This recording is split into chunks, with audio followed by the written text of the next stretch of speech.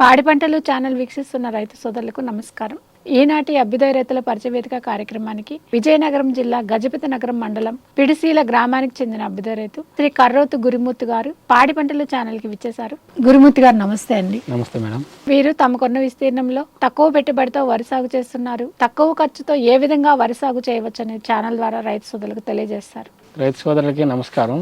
మేము వరి 1121 మన మోసూరు సాంబా మోసూరు పండించడం జరుగుతుంది. అందులో ఫస్ట్గా మేము నారు వేసే ముందు 15 రకాలు నవధాన్యాలు జరగడం జరుగుతుంది. ఎకరానికి 20 నుంచి 15 కేజీలు విత్తనాలు వేయడం జరుగుతుంది.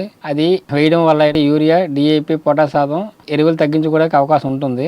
అది వేసిన 45 నుంచి 60 రోజుల్లో దమ్ము పెట్టి ఉడిపోవడం జరుగుతుంది. మొదటగా జూలై ఫస్ట్ వీక్లో ఆకులోసి జూలై లాస్ట్ నుంచి ఆగస్ట్ ఫస్ట్ వీక్ నుంచి ఉడుపులు స్టార్ట్ చేయడం జరుగుతుంది.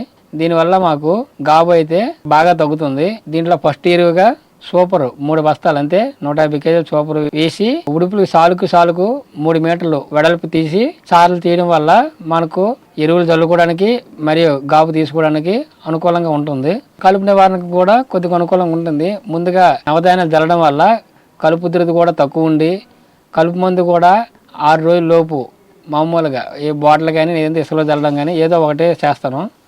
తర్వాత ఎరువు కూడా మేము మళ్ళీ పొట్ట దశలో ఒక్కసారి మాత్రమే ఎరువు వేయడం జరుగుతుంది.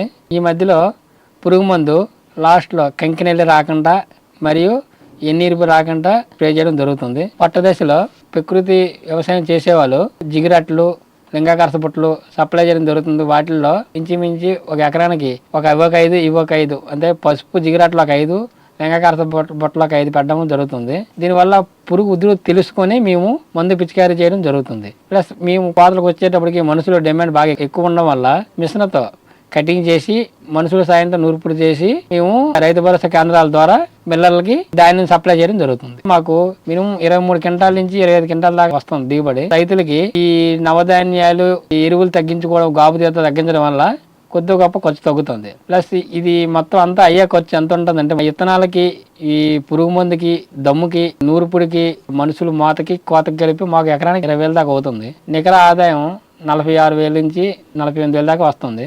రైతులకి ఎంత తక్కువ ఎరువులు వాడి వ్యవసాయం చేస్తే అంతగా బాగుంటుంది. తక్కువ పెట్టుబడితో వరి సాగు చేస్తూ వీరు ఆచరించే విధానాలు ఛానల్ ద్వారా రైతు సోదరులకు చక్కగా వివరించారు. ధన్యవాదములండి. Thank you madam.